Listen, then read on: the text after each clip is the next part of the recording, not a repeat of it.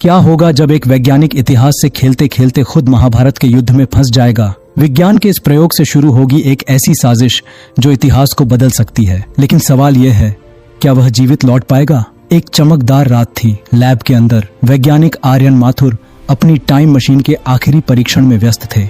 एक सामान्य इंसान के लिए यह एक पागलपन भरा सपना हो सकता है, लेकिन आर्यन के लिए यह वर्षों की मेहनत और जुनून का नतीजा था। आर्यन मशीन की स्क्रीन पर देखते हुए, अगर यह काम कर गया तो इतिहास को छूने का सपना हकीकत बन जाएगा। मशीन गड़गड़ाहट के साथ चालू होती है और आर्यन अचानक एक शक्तिशाली ऊर्जा के चक्र में खिंच जाता है। जब वह अपनी आंखें खोलता है तो वह खुद को एक अजीब लेकिन प्राचीन दुनिया में पाता है। उसके चारों ओर सुनहरी धूल उड़ रही थी और सामने विशाल महल दिखाई दे रहे थे। आर्यन को एहसास होता है कि उसने गलती से खुद को महाभारत के युग में पहुंचा दिया है। वह घबराते हुए इधर उधर देखने लगता है।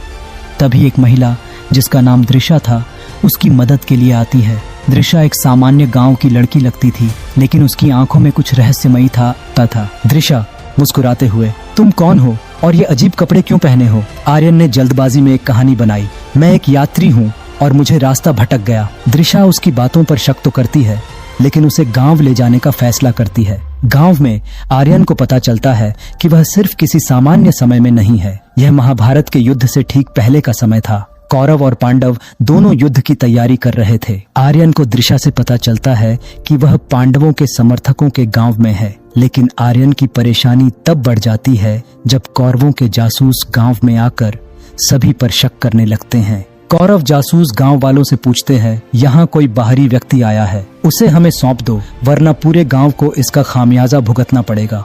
दृशा, जो अब आर्यन की दोस्त बन चुकी थी, उसे एक गुप्त सुरंग से बचाकर बाहर निकालती है। सुरंग में भागते समय आर्यन को पता चलता है कि दृशा सिर्फ एक साधारण लड़की नहीं है, वह एक योद्धा है जिसे पांडवों ने गुप्त रूप से कौरवों की योजनाओं का पता लगाने के लिए भेजा था। आर्यन चौंक कर बोला, तुम ये सब क्यों कर रही हो? दृशा ने जवाब में कहा, कभी कभी हमें अपने लिए नहीं बल्कि दूसरों के लिए लड़ना पड़ता है। दृशा का यह रवैया आर्यन को प्रभावित करता है, लेकिन वह खुद को इस समय में फंसा हुआ और असहाय महसूस करता है।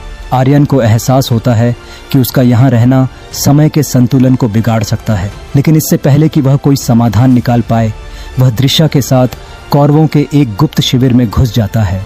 यहाँ उसे महाभारत के इतिहास के कुछ अनकहे और अजीब तथ्य पता चलते। दृशा ने फुसफुसाते हुए आर्यन से कहा, यहाँ कुछ ऐसा है जो इतिहास में लिखा नहीं गया। कौरव किसी अज्ञात शक्ति का इस्तेमाल कर रहे हैं।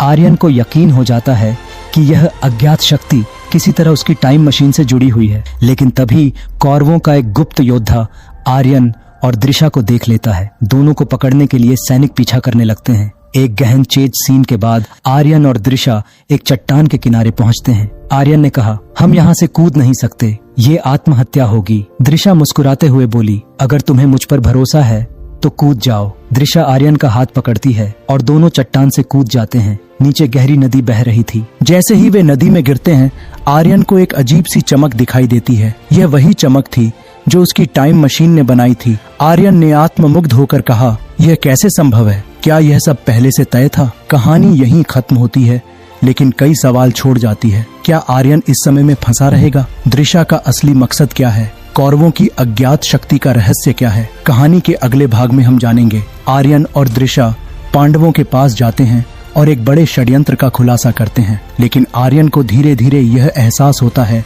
कि दृशा उसके बारे में उससे ज्यादा जानती है। क्या वह आर्यन के लिए खतरा बन सकती है? अगर आपको यह कहानी पसंद आई तो अगले अध्याय के लिए तैयार रहें। क्या आप आर्यन और दृशा के रहस्यमयी सफर का हिस्सा बनना चाहते हैं?